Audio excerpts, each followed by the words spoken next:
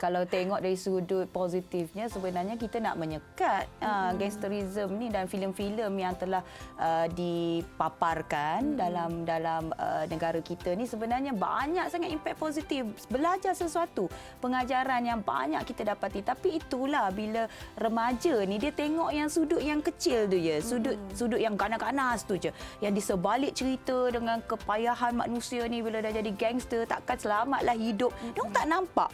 Itu yang kita nak minta sangat kepada murid-murid untuk tahu bagaimana mereka nak menyerap semua informasi tersebut, pengajaran, pembelajaran yang perlu diorang dapat daripada filem itu sendiri ataupun lakonan daripada artis-artis lah yang digemari mereka. Jadi solusinya adalah kita memohonlah juga ya, dan saya rasa memang Lembaga Penapisan Filem LPF Malaysia ni garis panduannya sangat jelas. Betul.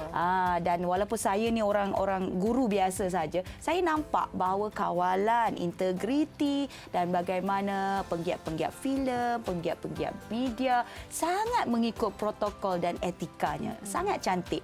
Saya tidak boleh mengulas yang luar negara. Walaupun filem-filem dimasukkan di luar negara itu ditapis, ada kalanya ada jugalah isu-isu songsang yang agak kita susah nak kawal. Jadi macam saya juga gemar menonton filem-filem luar negara, filem-filem dalam Malaysia especially kita support. Dan apabila garis panduan ini diperjelaskan oleh APF, jadi rakyat tidak perlu takut sebenarnya kerana pengaruh media massa dan pengaruh televisyen ini juga memaparkan bahawa semua cerita-cerita ada unsur pengajaran. Dan seterusnya solusinya adalah elemen yang dibawa kebanyakannya mengikut apa yang disarankan, seperti prinsip-prinsip dalam negara kita, sejarah contohnya. Cuma saya pelik satu je Mira, kalau cerita-cerita tentang sejarah, cerita-cerita tentang pendidikan, yang figura-figura yang perlu kita adorekan, yang perlu kita kagumi, contohi, kurang mendapat sambutan kan. Itu mungkin isu yang perlu kita tangani dengan pemikiran kita. Ideologi rakyat ni sebenarnya perlu diubah. Stigma rakyat terhadap cerita-cerita macam ni perlu. Kalau cerita begini mesti best. Mesti kita tahu, mesti kita ambil tahu sejarah tentang negara kita berbanding dengan cerita-cerita fantasi, imajinasi, ekstremis kan. Pemikiran manusia, kita ni negara yang dah bertamadun. Betul. Negara kita ni dah maju. Tapi pemikiran dan juga kita punya pelaksanaan, execute kita punya budaya kita masih lagi lemah. Jadi solusi yang seterusnya adalah apa-apa pun TV dalam rumah sayang-sayang. Jadi ibu bapa lah orang yang pertama dan terakhir sekali yang dijadikan sebagai salah satu orang remote. Remote ni sebenarnya di tangan ibu bapa. Kalau letak remote di tangan anak-anak, di tangan saya pun 14-15 jam pun saya akan, kalau tak ada kawalan siapa-siapa tu, memang kita akan duduk sahaja kat depan tu. Tapi kawalan, pemantauan ibu bapa sangat-sangat penting, kerana apa saja yang dilakukan oleh mereka tanpa kawalan, tanpa bimbingan yang jelas, pasti sukar. Mana-mana cerita pun, cerita boy ke, even Didik TV KPM pun, kalau kita ambil secara tidak serius, perkara itu tidak boleh dilaksanakan. Perkara itu tak masuk pun dalam jiwa remaja-remaja atau murid-murid kita. Baik? Betul. Jadi saya kira pihak kementerian sendiri pun dah lakukan dengan usaha yang baik. Kalau tengok daripada Lembaga Penapisan Filem sendiri kan Cikgu, di negara kita ada label P13 sebagai contoh. Jadi sesuai untuk mereka yang berusia 13 tahun untuk menonton rancangan tersebut kan.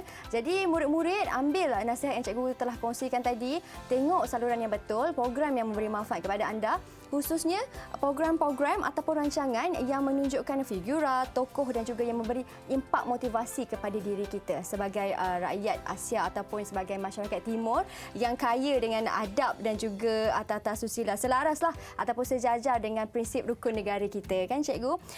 Dan Cikgu, kalau Cikgu boleh kongsikan lagi kepada murid-murid ataupun penonton di rumah sekarang yang sedang menonton ini, cara mengatasi yang lain selain daripada peringkat di rumah, kalau di luar pula bagaimana Cikgu? Baik, kalau di luar, selepas selesailah kita duduk di rumah menonton TV, kita perlu lakukan aktiviti luar seperti lebih aktif menggunakan fizikal. Bila kita duduk minta maaf cakap ya, rakyat Malaysia dikatakan salah satu negara yang ramai yang mengalami obesiti ya, dan ketekanan mental yang tinggi. Kenapa tekanan mental itu berlaku? Kerana kita tidak aktif. Kita tidak mengeluarkan endorfin, dopamin kita, bahan kimia ada dalam badan yang mengeluarkan energetik sikit kan. Jadi kita kena keluar. Kalau saya tak dapat bayangkan kalau TV tu asyik 14-15 jam, masa bila anda nak beriadah bersama keluarga, ya, berjalan, okey, bersenam aerobik, ya, ataupun guna TV tu, ya, guna televisyen tu, kita bersenam. Zumba sebagai contoh. Gunakan TV, tak payah keluar-keluar. Kita gelek sikit Mira dan berpeluh.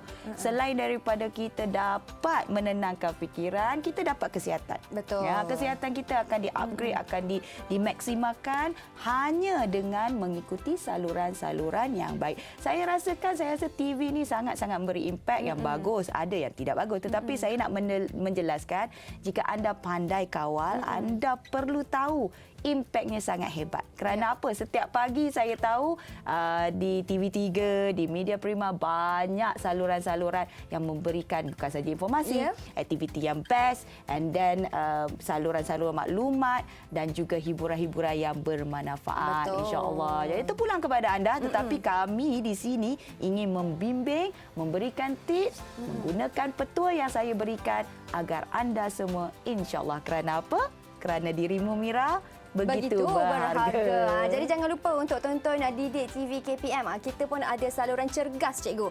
Untuk cergas untuk bersenam sihat bersama-sama. Dan sedikit kesimpulan dari cikgu. Kesimpulannya kat sini, saya melihat prospek yang lebih luas.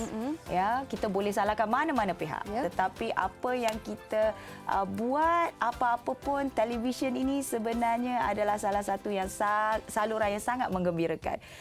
Setiap rumah mesti ada televisyen. Ya, setiap rumah.